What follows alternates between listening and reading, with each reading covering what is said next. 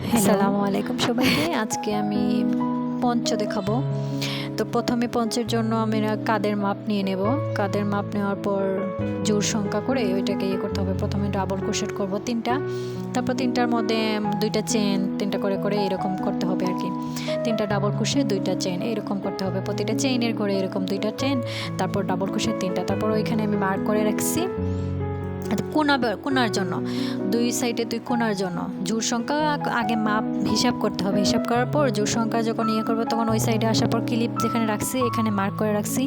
এখানে আসার পর আমরা একই করে আমরা 6টা করব। যেমন 3টা ডাবল ক্রোশেট করার পর 2টা চেন, তারপর আবার একই করে 3টা ডাবল ক্রোশেট। এই ঘরে এই রকমই পুরোটা পঞ্চ আমাদের তৈরি হবে এই নিয়মে করার পর মানে কোণা শুধুমাত্র কোণার জন্য আমাদের এটা করতে হবে।